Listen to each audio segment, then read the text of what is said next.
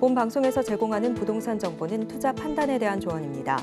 방송에서 제공하는 부동산 물건의 가치, 가격 상승 및 가격 하락에 대해서는 방송사에서 보장하지 않습니다.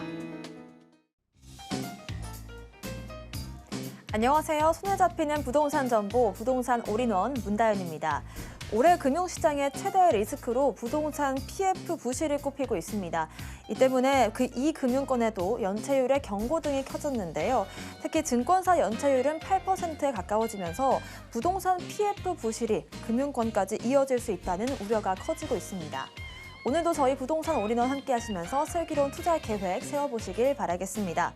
또 부동산 관련된 궁금증은요. 전화 상담 가능한 02-3153-2668번, 무료 문자번호 013-3366-0110번으로 남겨주시면 되겠습니다. 또 부동산 올인원 생방송은 유튜브의 서울경제TV 검색 후 실시간 스트리밍 방송으로 함께 하실 수 있습니다. 또 본 방송에서 제공하는 정보는 전문가분들의 조언일 뿐 부동산의 가치와 수익률 보장하지 않습니다. 이 점 참고하시길 바라겠고요. 또 서울경제TV와 서울경제신문은 당사 브랜드입니다. 최근 당사를 사칭한 피해 늘고 있으니까요. 각별한 주의 부탁드리겠습니다. 그럼 지금부터 부동산 올인원 시작하겠습니다.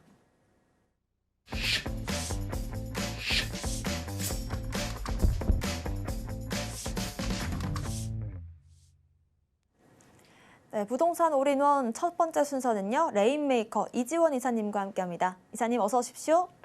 네, 안녕하세요.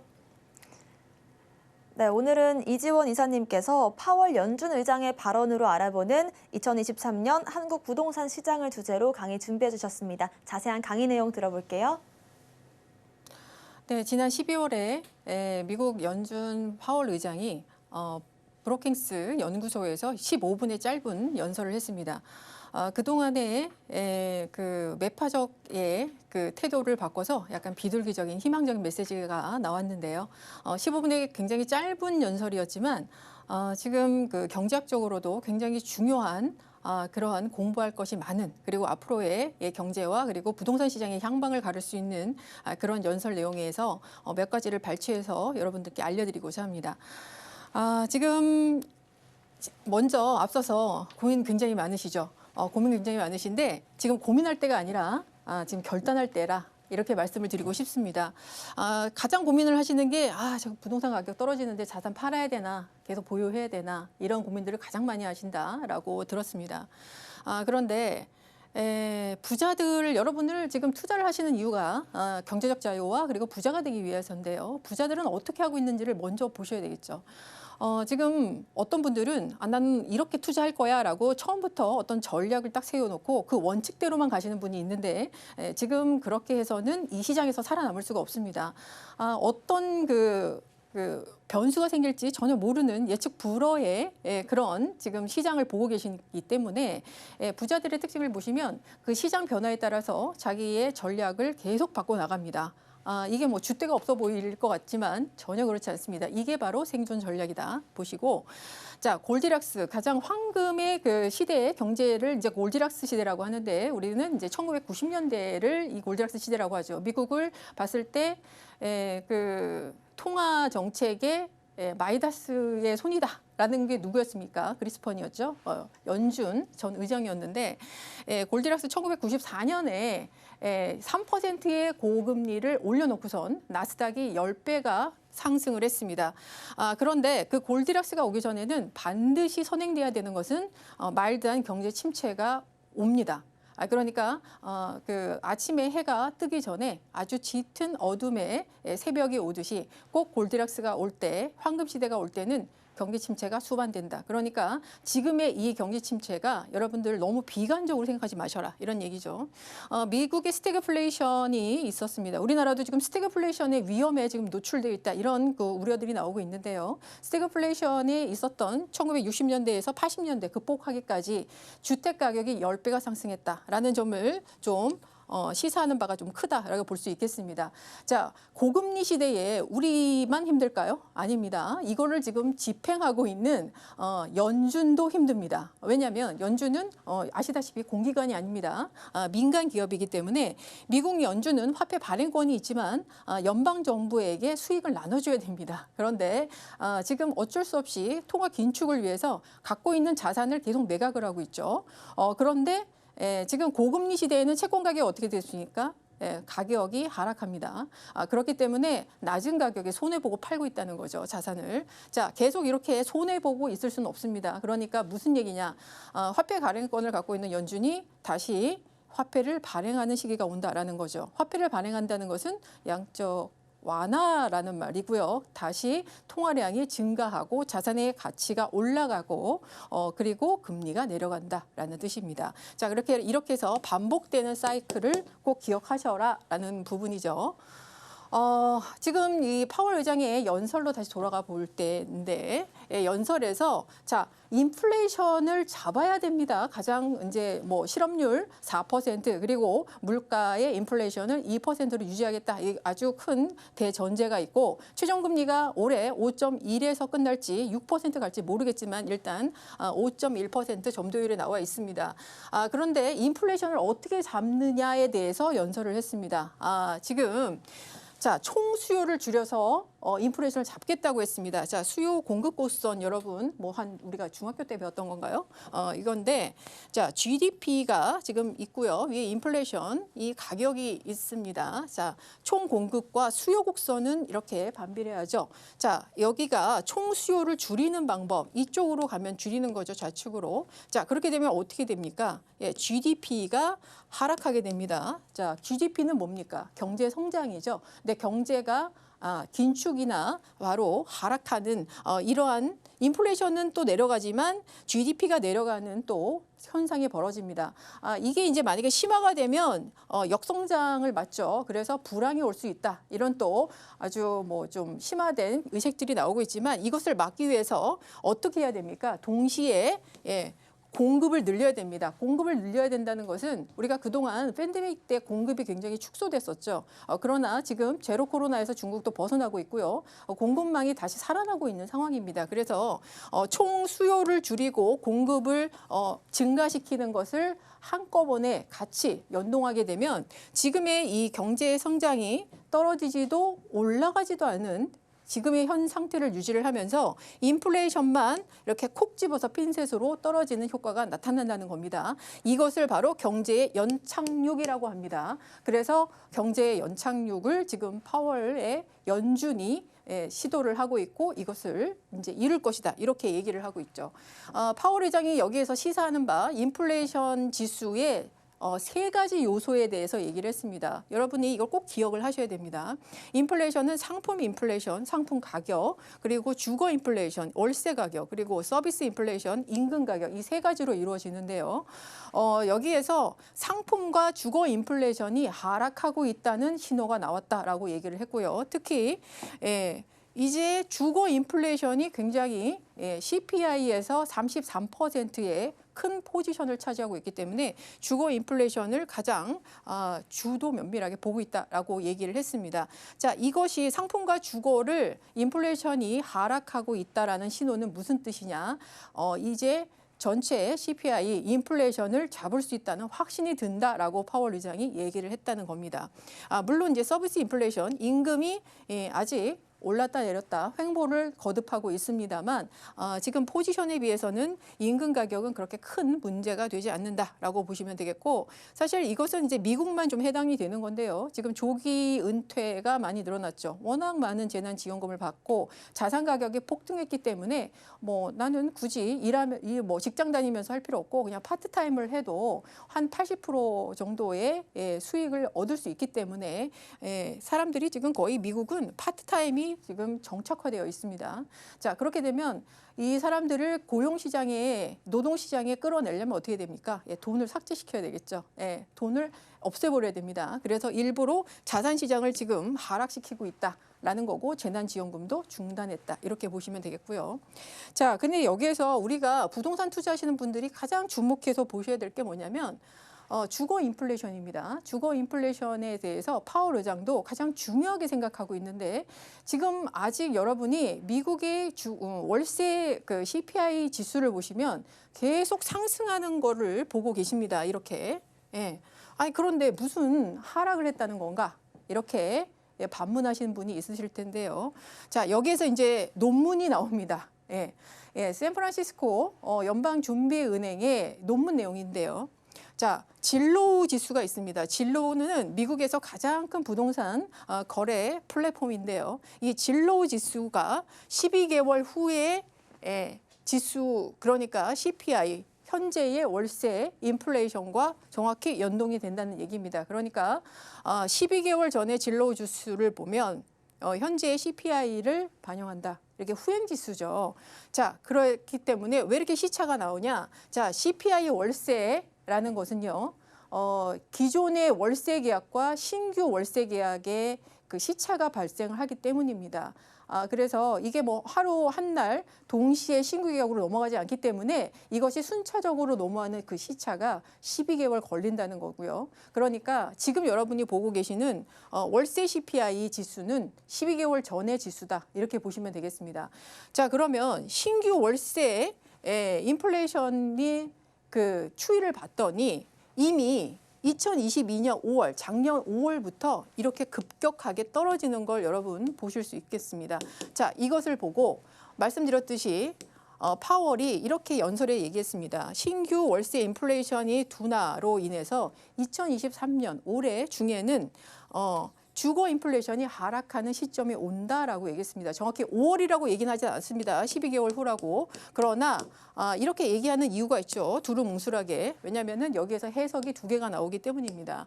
자, 이 글로벌 월세 시장은 연동을 합니다. 그래서 우리나라도 계속 인플레이션 때문에 월세 가격이 치솟다가 작년 12월부터 꺾였습니다. 약간.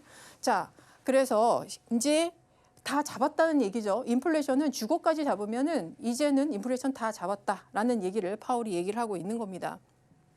자, 그러면 우리가 여기에서 이 연설을 통해서 우리 부동산 투자자는 어떤 그 예측을 할 수 있는가를 보아야 되고요. 도대체 월세 인플레이션이 나에게 부동산 투자하는데 어떤 의미인가라는 것은요. 자, 월세 인플레이션이 갖고 있는 의미는요. 그것이 바로 적정한 매수 타이밍을 알려주는 지표이기 때문입니다. 자, 여기 또 하나 샌프란시스코 이건 댈러스죠. 댈러스의 페드의 댈러스 연방준비은행의 논문입니다. 자, 이렇게 고금리의 통화 충격이 왔을 때 임대료와 주택가격 어떤 영향을 받느냐라고 했을 때, 자, 월세는 10개월 동안 상승한 다음에 꺾입니다. 그런데 소유율, 주택가격이겠죠. 집을 판다는 얘기입니다. 그리고 가격이 하락한다는 얘기인데 12개월 동안 주택가격은 하락하다가 상승한다라는 거죠. 이 포인트. 자, 10개월과 12개월 차이에 2개월의 시차가 있습니다. 그러니까 월세가 꺾이는 순간은 10개월. 그리고 그 다음에 변곡점이 오는 2개월 시차를 두고 바로 주택가격이 변곡점이 온다는 얘기입니다. 자, 그러면 어떤 얘기가 되냐. 자, 여러분은 이제부터 어떤 것을 보셔야 되냐면, 자, 기사에 언론에서 미국 월세 CPI가 꺾였다라는 기사가 언제 나오는지 보셔야 됩니다. 앞서 말씀드렸듯이 샌프란시스코 논문에서는 2022년 5월이니까 12개월 후행 지수니까 2023년 5월에, 그러니까 올해 5월에 이 CPI 지수가 꺾였다는 게 나오면 그때 로부터 2개월 후에 여러분의 적정 매수 타이밍이 왔다라고 생각하시면 됩니다. 자, 그리고 또 다른 시각으로는 이것은 이제 댈러스 쪽인데요. 이거는 그 진로 가격 지수를 기반으로 해서 또는 케이스-슐러 가격 지수를 기반으로 해서 18개월의 후행 지수를 보이는 겁니다.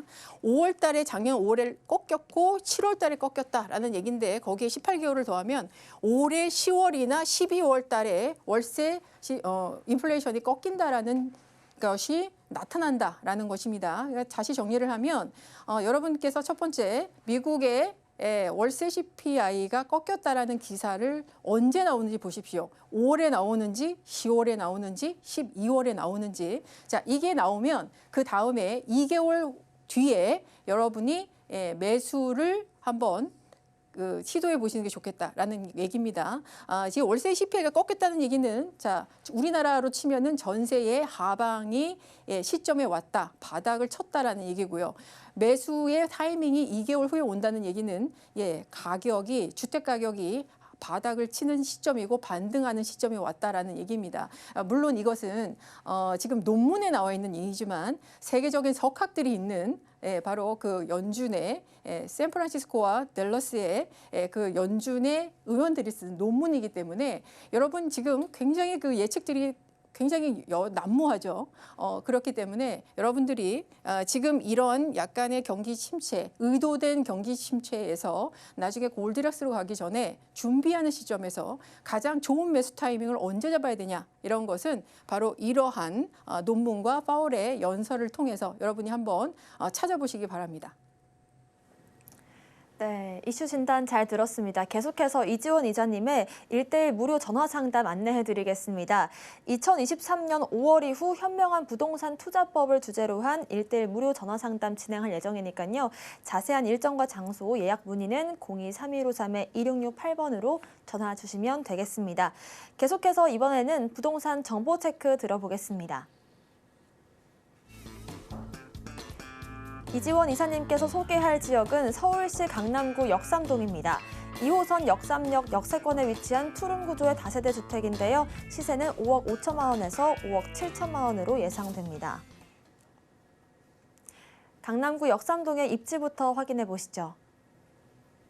네, 여러분 제가 앞서 올해 이제 매수 타이밍은 빠르면 5월이거나 10월이나 12월이 될 수 있고 또는 내년 초일 수도 있다 이렇게 말씀을 드렸는데 자, 왜 이거를 소개시켜 드리나? 사실 지금 뭐 그 매수 타이밍이라는 것은 논문에 나와 있는 얘기고요. 가장 여러분들께서 지금 뭐 특례 보금자리론이라든가 이런 그 대출이 많이 지금 활성화되어 있기 때문에 거래량이 좀 늘고 있습니다. 그리고 지금 그 나와 있던 금매들이 많이 소진이 되고 있는 상황이죠. 자, 그러니까 좀 빠르신 분들, 좀 발빠르신 분들이 금매에 좋은 그 주택들을 지금 매수를 하고 계시다라는 거고요. 자, 거기에서 제가 그 월세 CPI 지수가 하락하는 시점에서는 여러분이 임장을 나가셔야 됩니다. 그때에 이제 금매가 있다. 특히 강남 주변으로 해서 정비 사업 그리고 정비 사업을 내가 투자할 정도의 자금이 없다라고 했을 때는 강남 역삼동 주변에 빌라를 찾아보십시오. 지금 이 하방 경직성이 굉장히 중요합니다. 이 주택 시장에 있어서요. 이런 어떤 그 주택 가격이 하락을 할 때요. 이것이 임대료나 이런 것들을 계속 받쳐줘야 되는데 지역에 따라 좀 편차가 큽니다. 그러나 이 역삼동, 강남의 역삼동은 가장 대표적인 지역이기 때문에 이런 하방 경직성이 예전부터도 강했지만 지금의 이 하락기에서도 굉장히 강한 하방 경직성을 보이면서 탄탄하게 임대가를 지탱하고 있다. 라고 보실 수 있겠습니다. 지금 가격이 떨어지는 건 어쩔 수 없습니다. 이것은 뭐 본인이 심리적으로 압박을 받아서 금매로 던질 수도 있고 아니면은 다른 것들 금매 때문에 돈이 필요해서 금매로 던질 수 있기 때문에 그것을 꼭 시세라고 볼 필요는 없습니다만 어쨌든 이러한 상황들을 잘 이용하셔서 늘 이런 난세의 영웅이 나듯이 늘 이럴 때 좋은 그 금매를 잡으셔서 돈을 버시는 분을 제가 많이 봤습니다. 지금은 어떻게 보면은 좀 내가 괜히 겁먹다가는 달리는 기차에 다들 이렇게 자산이라는 기차에 매달려 있는데 속도 좀 낸다고 해서 겁먹는다고 손을 놔버리면 기차에서 떨어지죠. 기차에서 기차 안에 앉아서 그 안에 포함되어 있는 사람이 될지 아니면 거기서 떨어져 나갈지는 여러분의 선택입니다. 그리고 이럴 때는 그 주변의 시세, 특히 좋은 지역 위주로 금매를 찾아보시는 게 좋은데 역삼동은 말할 필요도 없습니다. 사실 강남역과 역삼역 2호선 라인뿐만이 아니라 이거 삼성동까지 이어지는 것이 바로 업무단지의 거의 메카라고 보시면 됩니다. 국제고루 복합지구, 마이스 산업단지 그리고 잠실 이 그 현대 GBC 같은 경우에도 이미 착공이 들어갔고요. 그리고 2026년부터 2028년까지 착공을 완공을 예정을 하고 있습니다. 국내 최대의 개발 사업이고요. 그리고 여기에서만 창출되는 그 인구, 그러니까 그 노동 인구가 200만 명이 넘습니다. 현재 이 역삼동 테헤란로 주변이 100만 명 정도 추산이 되는데 거기에 2배라고 하면, 자, 여기에서 여러분들께서 유추해 보실 수 있는 것은 이 주변 지역에 그 수요를 받아줄 수 있는 주거에 대한 그 공급이 어느 정도 되는가가 굉장히 중요하겠죠. 자, 그래서 이 역삼동이 원래부터도 굉장히 그 선호가 됐던 곳이지만 아파트도 재건축이 많이 들어오고 있고요. 그리고 롯데타운의 개발, 이런 주상복합도 들어오고 있지만 동시에 이런 상업지역에 업무단지들이 같이 들어오고 있기 때문에 이것을 받아줄 수 있는 배후 주거지로서의 역할과 그리고 그 가치가 굉장히 높아지고 있다라는 부분 꼭 여러분께서 염두에 두셔야 되고요. 여기에 이제 교통 환경을 보시면 이 업무단지 중심으로 해서 다 역세권이 초역세권으로 형성되어 있습니다. 자, 그리고 여기에서는 이제 이렇게 신분당선이 연결됨에 따라서 용산까지 이제 연결이 되고 있는데, 이 신분당선 연결됨으로 해서 거의 뭐 촘촘한 바둑판식 그 연결도로 이렇게 보시면 되겠는데, 지하철이 그렇게 된다는 거죠. 지금은 여기서는 이제 환승을 하는 것보다 그냥 도보로 환승하는 게 더 빠를 정도로 굉장히 촘촘합니다. 그리고 광역교통망인 GTX-A C노선이 바로 양재역과 삼성역을 통해서 들어오기 때문에 지방의 수도권의 접근성도 굉장히 좋아지고, 그로 인해서 이곳에 더욱더 지가 상승을 노릴 수 있는 그런 여건이 마련되어 있고요. 그리고 위례 신사선도 이제 착공에 들어갔습니다. 그래서 신사역 주변으로 해서 이 라인이 굉장히 지금 각광을 받고 있다라고 보시면 될 것 같고요. 다시 한번 설명을 드리면 국내 최대 업무, 상업, 교통, 인프라가 집결된 곳입니다. 세계적인 미래형 복합도시의 형태를 갖고 있고요. 세계에서 유럽 잘 산다는 선진국에서도 이 한국의 강남권에 이렇게 한번 관광을 오시면 굉장히 놀랍니다. 굉장히 첨단화되어 있죠. 그리고 첨단 업무단지 삼성과 뭐 롯데타운도 이제 계속 들어오니까요. 그리고 고급 주거단지 학군까지 갖추고 있는 곳입니다. 지금 뭐 한국의 인구가 계속 줄어들기 때문에 뭐 임대 수요가 버텨낼 수 있을까 이런 얘기를 하는데, 여기에는 좀 딴 나라 세상이다 이렇게 보시면 될 것 같습니다. 여기는 다국적 기업도 굉장히 많지만 세계인들이 한국살이를 한번 체험해 볼 수 있는 그런 체험의 주택 수요도 굉장히 많은 곳이다 이렇게 보시면 되겠고요. 따라서 월세 수익률이 굉장히 좋은 곳이다 이렇게 보시면 될 것 같습니다. 관광 수입이 300억 불 또 목표를 갖고 있기 때문에 관광 산업에 또 이곳에 또 많은 투자들을 하고 있다 이렇게 보시면 될 것 같고요. 대치동 학원가가 또 위치를 하고 있는데요. 대치동 학원가가 최대 학군이 우리나라의 학원가로 인해한 어떤 수요가, 주택 수요가 또 하나 또 발생이 됩니다. 그렇기 때문에 이곳은 역삼동의 빌라 밀집 지역이 물론 이제 위치를 하고 있지만 그 수요가 굉장히 다양하기 때문에 수요에 비해서 공급이 상당히 부족한 지역이다. 그렇기 때문에 자, 여러분 우리가 몇 년 전만 해도 2년 전만 해도요. 강남권에 어떤 그 정비 사업이 일어난다는 굉장히 좀 희박한 가능성이 있었는데, 자, 역삼동에 지금 모아타운이 추진되는 곳이 있습니다. 제가 예전에 추천했던 곳인데 저는 추천만 하고 저는 투자를 안 했네요. 그리고 역삼동의 이 모아타운 앞으로 이제 이 정도의 계속적으로 공급이 일어날 수 있기 때문에 그 정도의 수요가 받쳐준다라고 보시면 될 것 같고요.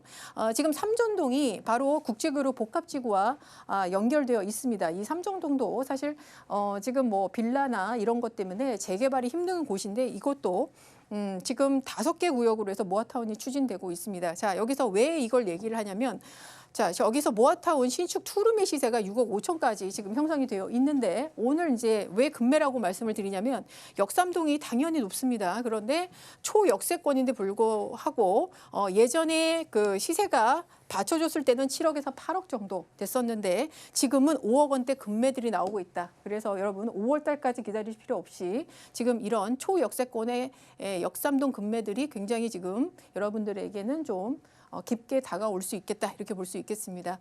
시세가 5억 5천에서 5억 7천만 원 정도고요.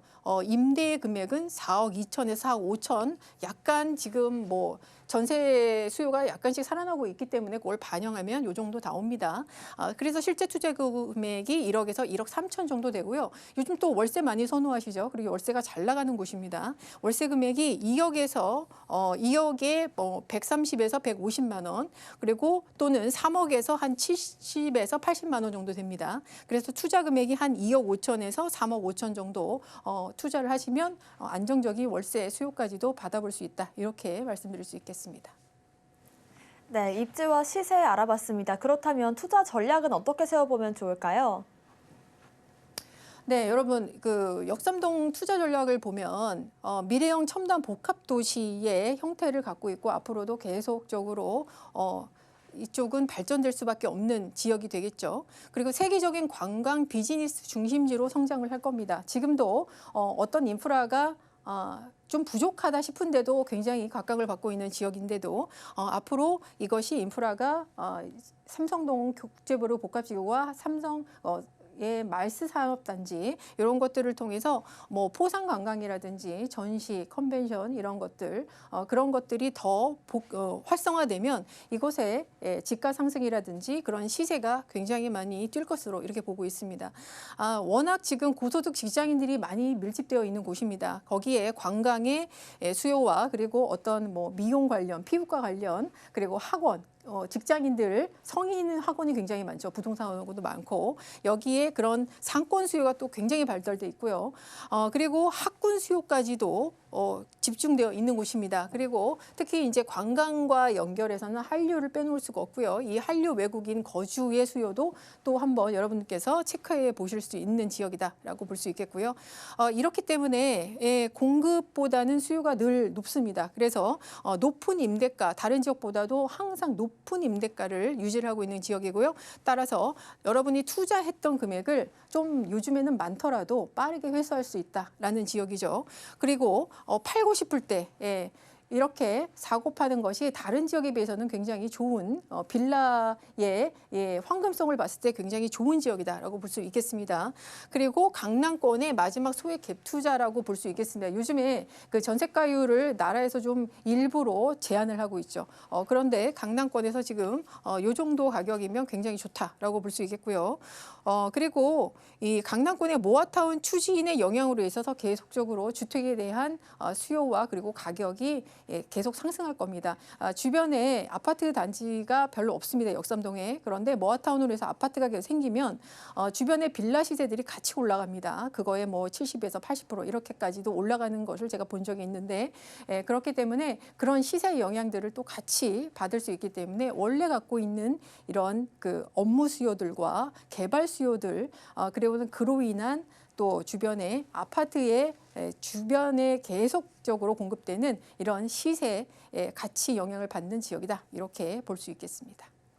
네, 오늘 소개해드린 부동산 정보 체크는 네이버 TV의 센TV 부동산 사람들 통해서 다시 보실 수가 있습니다. 그럼 이지원 이사님의 부동산 정보 체크 화면으로 정리해 보겠습니다.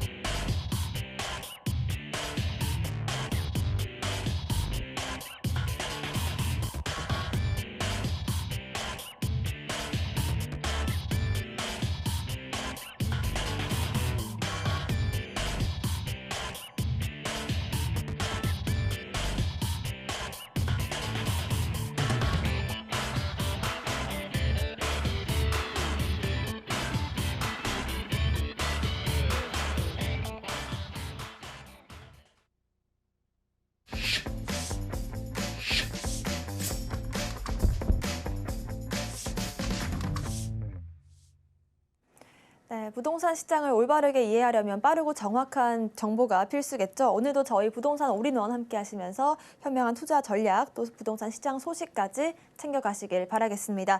부동산 올인원 이번 순서는 메이드 퀸 박준영 소장님과 함께합니다. 어서 오십시오. 네, 오늘은 소장님께서 특례 보금자리론 알아보기란 주제로 강의 준비해 주셨는데요. 박준영 소장님의 강의 들어보겠습니다.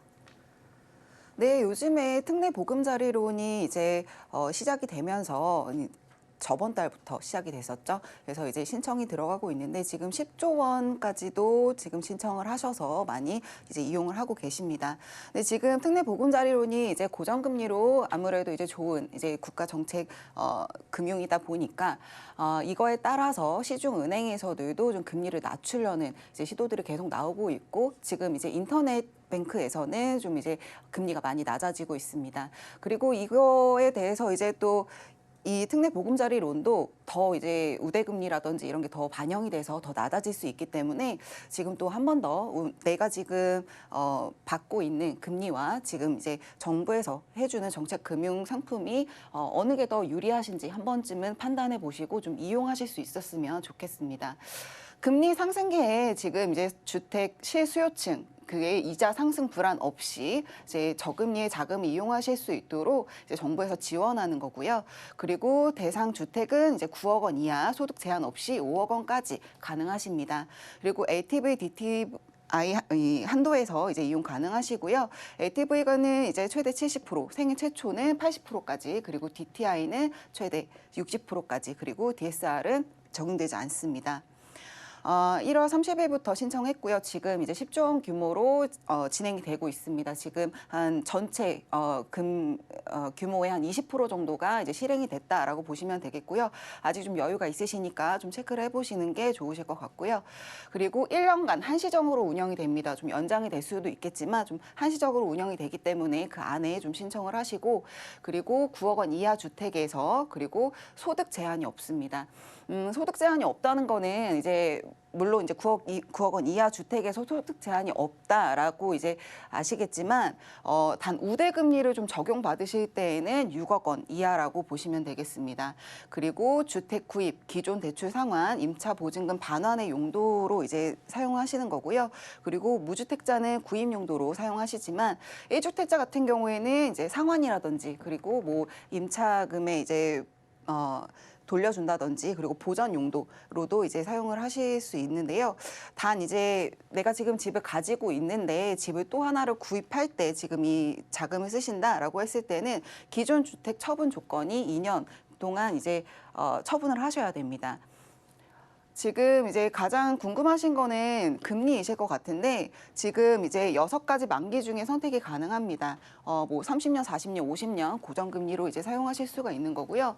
이제 우대형부터 일반형까지 4.15에서 4.55%까지 이제 금리가 이제 적용이 되는데 여기에 우대 금리를 적용했을 경우에는 3%대까지도 이제 인하가 가능하시니까 저소득 청년 그리고 신혼부부 그리고 미분양 주택을 분양을 받으신다라고 하셨을 때는 좀 이 지원금을 좀 이용해 보시는 게 좋으실 겁니다. 그리고 중도 상환 수수료가 면제라고 되어 있는데요. 지금 기존 대출에서 이 자금으로 갈아타시려고 할 때 중도 상환 수수료가 좀 걱정이 되신다. 중도 상환 수수료 받지 않습니다. 그리고 추후에 지금 고정금리를 사용하고 있다가 금리가 내려갔어요. 그래서 다시 또 더 저렴한 금리로 이제 가시고 싶으시다 하셨을 때도 추후에 특례 보금자리론을 상환하실 때에도 중도 상환 수수료가 없습니다. 좀 이거를 이용하실 수 있는 방법을 하나를 이제 좀 체크를 해봤는데요. 지금 기존에 내가 디딤돌 대출이 가능하신 분이다라고 하셨을 때는 디딤돌 대출이 금리가 너무 저렴하니까 일단은 디딤돌 대출로 받으실 수 있는 만큼 받으시고요. 그 이후에 특례 보금자리론의 부족한 금액만큼만 특례 보금자리론 이용하실 수 있습니다. 그리고 이제 지금 대출 신청 시점하고 실행 시점의 금리가 계속 이제 요동을 치는 상황에서는 이런 이제 시점에 따른 금리 변화도 좀 체크를 하셔야 되는데 그 중에 낮은 금리가 적용이 되시기 때문에 조금 안정적으로 대출 받으실 수 있다라고 보실 수 있겠고요. 단 이제 대출 시행 이후에 주택 가격이 떨어져서 6억 원 이하가 돼서 우리 우대금리 받을 수 있지 않나요? 라고 하시는 경우가 있는데 그렇진 않습니다. 실행 시점에 이 금리 영향을 받기 때문에 추후에 이제 금액이 좀 떨어졌다라고 하시더라도 이 우대금리 적용은 받으실 수 없다라고 보시면 되겠고요. 신청 시점과 실행 시점의 금리 중 낮은 금리는 그래도 적용이 된다라고 보실 수 있겠습니다. 지금 이 금리가 조금 이제 아무래도 뭐 떨어졌다가 또 다시 올라갔다가 너무 이제 변동이 많으니까요. 지금 고정금리로 이제 이용을 하시는 분들이 좀 유리하시다라고 이제 생각이 들고 변동금리보다는 지금 시점에는 우리가 고정금리로 우대금리 받으실 수 있다 그런 상황이다라고 한다면은 최대한 좀 그런 쪽으로 이용을 해보시는 게 좋으실 것으로 판단됩니다. 네, 박준영 소장님의 부동산 이슈 진단 함께 해보셨습니다. 이어서 부동산 정보 체크 첫 번째 정보부터 확인해 보시죠. 박준영 소장님께서 소개할 지역은 서울시 용산구 문배동입니다. 1호선 남영역 역세권에 위치한 투룸 구조 오피스텔이고요. 시세는 5억 2,500만 원에서 5억 3,500만 원으로 예상됩니다. 네, 용산구 문배동의 이 투자 전략부터 살펴볼까요? 네, 용산구 문배동은 지금 가장 핫한 지역이라고 볼 수 있어요. 용산에서 가장 이제 핫한 지역이 정비창 부지인데 정비창 부지와 서울역의 중간에 있는 지역이 문배동이라고 할 수가 있는데요. 용산 그 정비창 부지에 굉장히 근접해서 있는 지역이고요. 그리고 용산 개발에 따른 지역 상승에 이제 편승할 수 있는 충분한 여력을 가진 지역이다. 그리고 정비창 부지 자체가 이제 넓은 지역이긴 하지만 좀 이제 한계가 있다 보니까 좀 확장의 여지가 충분히 있거든요. 그래서 개발 확장 가능성이 굉장히 높은 지역이다라고 볼 수가 있겠습니다. 1호선, 4호선, 6호선, 경부선, 경의중앙선 그리고 용산에 추가되는 인프라들까지도 같이 노려볼 수 있는 지역이겠고요. 지금 이제 규제 지역들이 해제가 됐지만 아직 해제가 안 된 지역들이 용산하고 이제 강남 쪽인데요. 그 이유는 용산하고 강남 쪽이 지금도 아무리 거래가 안 된다라고 하지만 용산 강남은 계속해서 거래가 되고 있고 그리고 제일 높은 금액에 이제 10분위로 따졌을 때 10위권 안에가 다 이제 용산하고 강남구에 몰려 있기 때문에 지금 이제 아직은 이 지역이 뭐 규제가 해제된다라고 말씀드리기는 좀 힘들고요. 계속해서 좀 규제가 좀 살아있는 지역이 될 것 같고요. 용산은 좀 이제 아무래도 우리나라 가장 중앙에 있는 지역입니다. 그리고 영등포, 여의도 그리고 이제 강남 서초의 그 개발의 영향권 안에 있는데요. 옆에서 이제 여의도 같은 경우에는 국제 교류의 거점으로 우리나라가 지금 만들려고 하죠. 국제도시, 금융도시를 만들려고 하고 강남 같은 경우에는 지금 이제 너무 포화 상태로 이제 꽉 차 있습니다. 그리고 구도심 같은 경우에는 워낙 낙후되어 있고 재개발이 이제 해야 되지만 그것도 차입이 미뤄지고 좀 이제 도심의 활력이 많이 감소했다라고 볼 수가 있겠는데요. 이 세 가지 지역이 갖는 의미가 굉장히 큽니다. 전통적으로 우리나라에서 가장 이제 사람들이 많이 몰려 있고 일거리가 많은 지역이었기 때문에 근데 이 도심들을 이제 분배를 해줘야 되는데 기능을 분배를 해줘야 되는데 엄한 다른 지역에다가는 할 수가 없죠. 그래서 가장 중간에 있는 용산으로 이제 결정이 된 거고요.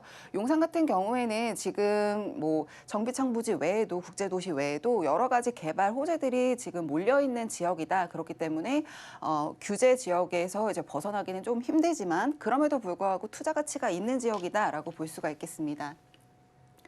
문배동의 지도에서 보시면은 정비창 부지 바로 옆에 문배동이 있고요. 이 위쪽으로 지금 서울역이 있는데 서울역의 개발과 용산의 개발 그리고 옆에 여의도에서 이제 오는 개발을 같이 다 받을 수 있는 지역적으로 굉장히 유리한 위치에 있다라고 볼 수가 있겠습니다.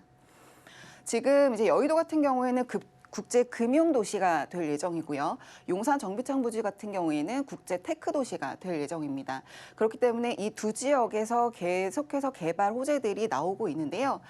지금 서울역에도 호재가 많죠. 아무래도 GTX 노선이 교차되는 두 가지 역이 지나는 교차되는 지역이고 복합 환승센터가 서울역에 이제 생길 거기 때문에 근데 이 서울역에서 나오는 이 인프라들을 용산에서 나오는 인프라들 합쳐져서 받을 수 있는 지역이 문배동이다.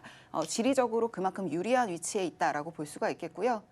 지금 여의도 같은 경우에는 국제 금융 도시 그리고 용산 같은 경우에는 국제 테크 도시로 이제 발돋움해서 좀 개발을 하려고 지금 이제 계속 진행 중인데요. 그렇기 때문에 두 지역 간의 연계성이 굉장히 중요하다. 사업적으로 연계성이 굉장히 중요하고 그만큼 각 지역이 갖는 서로 주고받는 인프라들도 굉장히 많이 발달이 될 거고 그 바로 옆에 있는 지역이 아까 말씀드렸던 문배동이다라고 볼 수가 있겠습니다.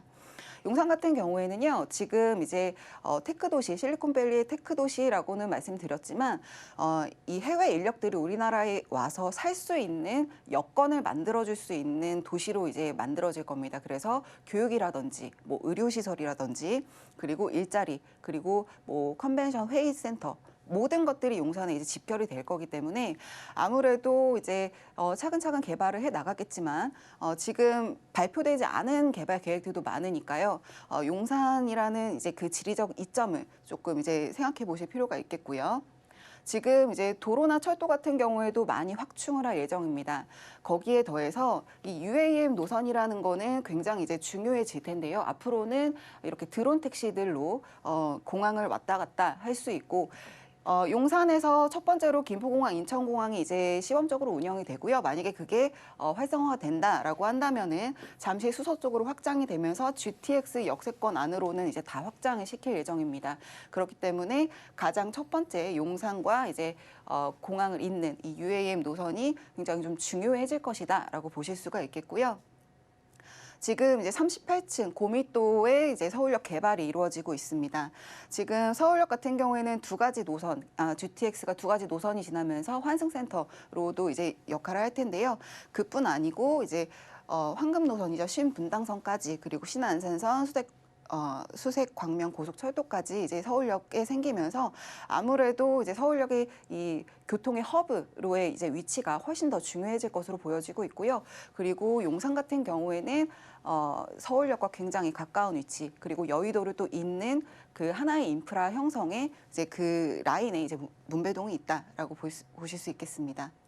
매매 금액은요, 5억 2,500만 원에서 5억 3,500만 원이고요. 방 2개짜리 투룸이라고 보시면 되겠습니다. 전세 금액은 이 지역 자체가 전세 금액이 좀 높게 설정이 되어 있습니다. 임대 금액은 3억 6천만 원에서 3억 7천만 원 정도로 예상이 되고 있고요. 실투자액은 1억 5,500에서 1억 6천만 원 정도로 예상이 되고 있습니다. 월세 시세는요, 여기는 이제 아무래도 앞으로의 월세 시세가 조금 더 오를 가능성이 있는 지역이다라고 염두에 두시면 되겠고요. 보증금 2천에 월 160만 원 정도로 예상이 되고 있습니다. 네, 박준영 소장님의 용산구 문배동 소개 잘 들었습니다. 이어서 두 번째 정보 체크도 만나보실게요. 박준영 소장님이 소개할 지역은 고양시 덕양구 덕은지구입니다. 개통 예정인 서부광역철도 덕은역 역세권에 위치한 상가와 지식산업센터인데요. 시세는 3억 3천만 원에서 5억 8천만 원으로 예상됩니다. 고양시 덕양구 덕은지구의 추천 포인트부터 들어보겠습니다. 네, 덕은동은 지금은 이제 많이들 아실 겁니다. 지금 가장 많이 매매라든지 매수 문의가 이제 들려오고 있는 지역이 덕은동이다라고 볼 수가 있겠고요. 이유는 덕은지구가 많이 저평가가 되어 있습니다. 금액도 굉장히 합리적인 금액에 서울과 굉장히 가까운 곳에 위치한 지역이다라고 볼 수가 있겠고요. 그리고 가장 중요한 한강을 끼고 있는 범서울권 그리고 상암과 굉장히 가까운 반경 1km 내에 있는 가장 저평가된 지역이다라고 보실 수 있겠습니다. 지금 여기 같은 경우에는 주거 시설이라든지 상업 시설, 업무 시설들이 다 있는 이제 복합 도시인데 여기에 상업 비율이 굉장히 낮습니다. 상업 비율이 1.3%밖에 되지 않기 때문에 독점 상권을 가질 수 있는 지역이다라고 보실 수 있겠고요. 그리고 모이는 상권입니다. 아무래도 주택이 한 7,000세대 정도가 이 지역에 이제 밀집이 되어 있고 업무 시설도 이 지역에 이제 밀집이 되어 있기 때문에 독점의 항아리 상권을 가질 수 있는 지역이다. 그렇기 때문에 안정적인 임대가 가능한 지역이다라고 볼 수가 있겠고요. 그리고 이 지역은 계속 인구 증가가 이루어지고 있습니다. 지금 옆에도 개발이 뭐 2,000세대 정도 개발이 또 예정이 되어 있는 데도 있고 하다 보니까 인구 증가가 계속해서 이루어지고 있고, 그리고 유동인구 또한 계속해서 증가를 하고 있기 때문에 여러 가지 개발 인프라, 개발 호재 계획도 많이 잡혀 있으니까 좀 미래 가치가 높은 지역이다, 앞으로 좀 상승할 수 있는 여지가 충분한 지역이다라고 볼 수가 있겠고요. 지금 상암에서 바로 옆에 있는 지역이 덕은지구입니다. 상암에서 반경 1km, 그리고 마곡에서도 반경 2km 안에 있는 지역이고요. 지금 이제 한강을 끼고 있기 때문에 도로교통편도 굉장히 좋은 지역이다라고 볼 수가 있겠습니다. 한강 바로 앞에 위치하고 있고요. 지금 이제 업무시설이나 상업시설 같은 경우에도 한강뷰, 한강 전망이 있는 그런 시설들을 좀 선점할 수 있는 지역에 있다라고 보실 수 있겠고요. 한강권에서 가장 저평가된 지역 중에 하나다라고 볼 수가 있겠습니다. 지금 전체 한 6,000세대 정도가 지금 들어왔는데요. 여기 국방대 부지에 2,000세대가 이제 더 들어올 예정입니다. 그렇게 된다라고 한다면은 한 8,000세대 정도가 이 지역에 이제 주거 시설을 갖춘 이 지역으로 이제 들어오고, 업무 시설도 한강변을 따라서 쭉 이어져 오고 있기 때문에 상업 시설이라든지 업무 시설이라든지 이런 부분들이 굉장히 조화롭게 잘 되어 있는 지역이다. 유동 인구, 거주 인구가 굉장히 탄탄한 지역이다. 그래서 임대 수익률이 굉장히 안정적이다라고 볼 수가 있겠고요. 지금 이제 지식산업센터 같은 경우에는 창릉 신도시, 마곡지구, 여의도, 상암 모든 지역에 다 있는데 가장 저평가된 지역이 덕은지구다. 위치적 특징에 비해서 가장 저평가된 지역이 덕은지구다라고 볼 수가 있겠고요. 창릉 같은 경우에는 4차 산업, 그리고 마곡지구는 바이오, 연구 시설, 그리고 상암 같은 경우에는 미디어 위주, 그리고 여의도 같은 경우에는 이제 국제 금융 도시로 되고 또 금융 도시로 지금 이제 발돋움을 하고 있기 때문에 지금 이 지역들 안에 가장 가운데 위치하고 있는 게 덕은지구다라고 볼 수가 있겠고요. 여러 가지 산업들이 좀 분산될 수 있는 지리적 이점을 가진 곳이다라고 볼 수가 있겠습니다. 상암 DMC가 이제 상암역 옆에 덕은역이라고 생깁니다. 덕은역이 생겼을 때 상암역 바로 옆에 복합 미디어 타운이 이제 생길 예정이고요. 그리고 업무 시설 비율이 높은 자족 도시의 기능이 있다. 그리고 상암 미디어 복합 타운 완성 시에 덕은지구가 재평가될 수 있기 때문에 지금은 아직까지는 저평가되어 있는 지역이다라고 볼 수가 있겠습니다. 그래서 지금 이제 한강을 끼고 교통편이 굉장히 좋은 곳에 위치하고 있지만 여기에 역까지 생긴다, 대장 홍대선 역까지 생긴다라고 한다면은 뭐 상암 디지털 미디어 시티까지 더 이제 연계성이 좋아지겠죠. 그리고 가장 중요한 거는 가격이에요. 지금 덕은이 굉장히 저평가되어 있는 지역이다라고 계속 누누이 말씀을 드리지만 지식산업센터건 그리고 상업시설이건 굉장히 저평가되어 있는 지역에 위치하고 있다. 앞으로 성장 가능성, 치고 올라갈 수 있는 가능성이 더 많은 지역이다라고 볼 수가 있겠고요. 지금 뭐 인접한 강서구로 금천 영등포의 지리적 입지의 장점을 다 가지고 있으면서 그리고 그 지역들과의 연계성을 가지고 있기 때문에 그 지역에서 이제 뻗어 나오는 여러 상업시설, 뭐 지식산업센터 그 여지가 충분히 받쳐줄 수 있는 지역이고 또 한강변에 위치하고 있어서 좀 한강 뷰를 좀 누릴 수 있는 지역이다라고 볼 수가 있겠습니다. 지금 되게 외국 도시처럼 이제 지어질 것으로 이제 예상이 되고 있는데요. 아무래도 한강변 앞에, 공원 앞에 이제 위치하다 보니까 유동인구 그리고 누릴 수 있는 여가시설 이런 것들이 지금 이 지식산업센터라든지 상업시설에 많이 이제 입주를 하게 될 예정이고, 그래서 좀 가치가 좀 더 이제 올라갈 것이다라고 말씀드리는 거고요. 아파트 단지 내 상가입니다. 아파트 단지 내 상가이기 때문에 아무래도 여러 가지 이제 상업시설들이 들어온다라고 했을 때도 수익률이 굉장히 좋아질 것이다. 그리고 상주인구, 유도인구가 굉장히 많을 것이다. 그리고 주변 지역과의 연계성이 낮기 때문에 항아리 상권을 가질 수 있는 지역이다라고 볼 수가 있겠습니다. 매매 금액은 3억 8천에서 4억 1천만 원 정도 예상이 되고 있고요. 월세 시세는 보증금 1,000에 월 100에서 110만 원 정도 지식산업센터 기준입니다. 그리고 상업시설은 매매 금액이 3억 3천에서 5억 8천만 원까지 예상이 되고 있고요. 임대 금액은 보증금 5천에 월에 200에서 380만 원까지도 예상해 볼 수 있겠습니다. 네, 박준영 소장님의 고양시 덕양구 덕은지구 소개 잘 받았습니다. 오늘 부동산 정보 체크 함께해 주신 박준영 소장님과는 여기서 인사 나누겠습니다. 감사합니다. 네, 오늘 소개해드린 부동산 정보 체크는 네이버 TV, 센TV 부동산 사람들을 통해서 다시 보실 수가 있습니다. 박준영 소장님의 부동산 정보 체크 화면으로 다시 정리해 보겠습니다.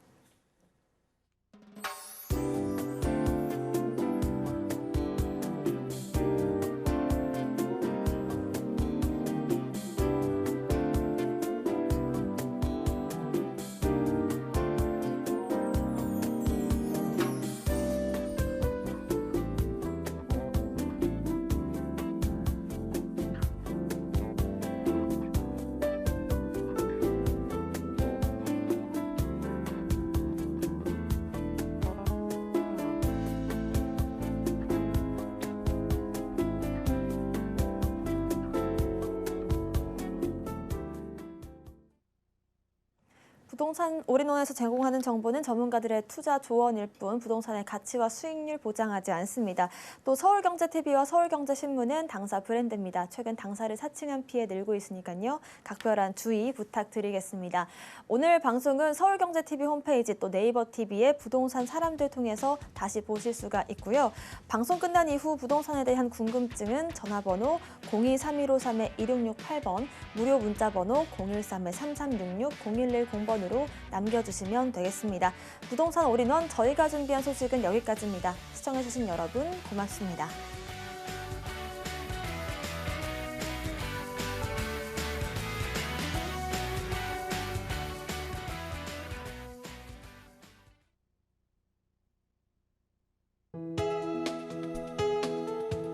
본 방송에서 제공하는 부동산 정보는 투자 판단에 대한 조언입니다. 방송에서 제공하는 부동산 물건의 가치, 가격 상승 및 가격 하락에 대해서는 방송사에서 보장하지 않습니다.